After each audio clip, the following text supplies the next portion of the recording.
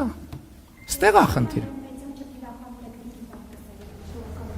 Շնորհակալություն, պարոն Փաշինյան, այնուամենայնիվ քաղաքական արդյոք պայքար է այդ չելենջները, որոնք տեղի ունենում, ընտրողը արժանի է այն վերաբերմունքին, ինչը ներկայացվում է քաղաքական ուժերի կողմից, սա արդյոք ընտրապայքար է, որը դրսևորվում է միմյանց ինչ-որ ուժ ցուցադրելու, ինչ-որ բան անել ուղիղ եթերում եւ այլն, հնարավոր է այնուամենայնիվ այդ ձեռագիրը, այսպես ասենք, փոխվի եւ ընտրողի ներկայացվի ծրագրերը, որպես ինքն էլ հունիսի 7-ին կարողանա իր ընտրությունը ճիշտ կատարի ծրագրի, գաղափարների եւ ներկայացված անելիքների ու արվերի գործերի մասով լինի, սա որպես առաջին հարց եւ վերջերս մամուլում հրապարակվեց Սահմանադրության փոփոխված տեքստը, որոշակի հատված այնուամենայնիվ արտարադատության նախարարությունից հայտնեցին, որ սա աշխատանքային տարբերակն է, որում բացակայում է նախաբանը, արդյոք սա վերջնական է, թե որոշակի փոփոխություններ կլինեն եւ արդյոք այդ նախաբանը իրապես հեռացվել է Սահմանադրության նոր Սահմանադրությունից։ Նախ հրապարակվածը նույնիսկ սևագիր էլ չէր, այլ սևագրի էր, ասենք այդպեսի տասնյակ տեքստեր կան, տասնյակ պաշտոնյաների եւ պրոցեսում ներգրաված փորձագետների մոտ։ Երկրորդը ես իմ կարծիքը կներեք մի տարի, գուցե 2 տարի առաջ եմ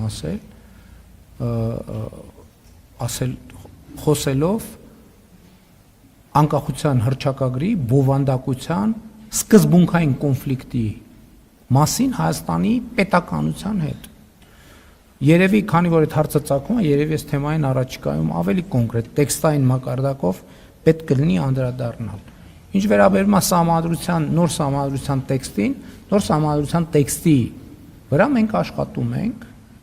եւ աշխատանքային process է գնում։ Ինչալոց, ուզում եմ ասել, ես զգում եմ, որ կա տպավորություն, որ փորձ է արվում հանրության շրջանում տպավորություն ստեղծել, թե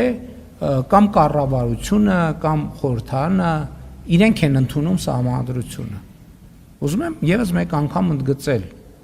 որ կառավարությունը եւ խորհրդարանը առավելագույնը, որ կարող են անել, հավանություն տալ